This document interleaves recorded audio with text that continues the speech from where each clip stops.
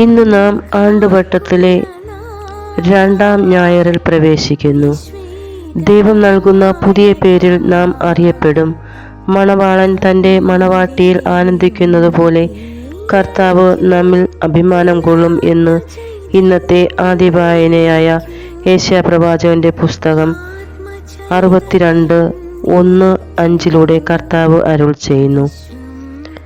വിവിധ അനുഗ്രഹങ്ങൾ നൽകി നമ്മുടെ കൂടെ സഞ്ചരിക്കുന്ന പരിശുദ്ധാത്മാവിൻ്റെ പ്രവൃത്തികളെക്കുറിച്ച് വിശുദ്ധ പൗലോസ് അപ്പോസ്തലൻ കൊരിന്തോസുകാർക്ക് എഴുതിയ 1-ാം ലേഖനം 12:4-11 നാം ധ്യാനിക്കുന്നു.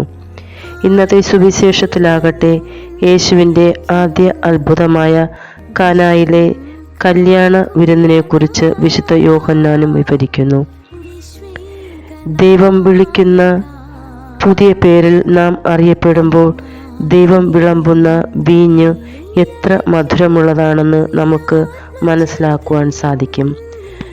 ഇത് ദൈവത്തിൻ്റെ വചനത്തിൽ തന്നെ കലവറക്കാരൻ ചോദിക്കുന്നു, ഇത്രയും നല്ല വീഞ്ഞ് എവിടെ നീ സൂക്ഷിച്ചു വച്ചിരുന്നു?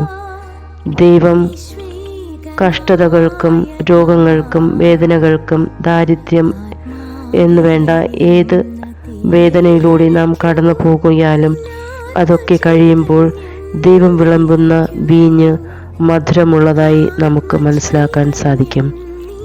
ദൈവത്തിൻ്റെ അനുഗ്രഹം ലഭിച്ച മനുഷ്യരായ നമ്മൾ ഓരോരുത്തരും ദൈവത്തിൻ്റെ മറ്റൊരു സാന്നിധ്യമായി ലോകത്തിൽ ജീവിക്കുമ്പോൾ അവിടുന്ന് നമുക്ക് വിളമ്പുന്നത് എന്തു തന്നെയായാലും മധുരമുള്ളതാണ്, വീര്യമുള്ളതാണ് എന്നുള്ള ബോധ്യത്തോടെ ഭക്ഷിക്കുവാനും പാനം ചെയ്യുവാനും നമുക്ക് കഴിയണം.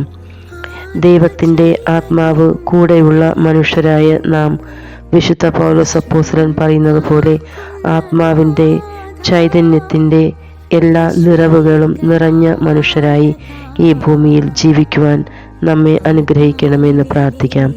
ദൈവത്തിൻ്റെ കൈവപ്പുള്ള മനുഷ്യരായി ജീവിക്കുവാൻ ദൈവം നമ്മെ അനുഗ്രഹിക്കട്ടെ എന്ന് പ്രാർത്ഥിക്കുന്നു. ഏവർക്കും ഒരു നല്ല ദിനം ആശംസിക്കുന്നു.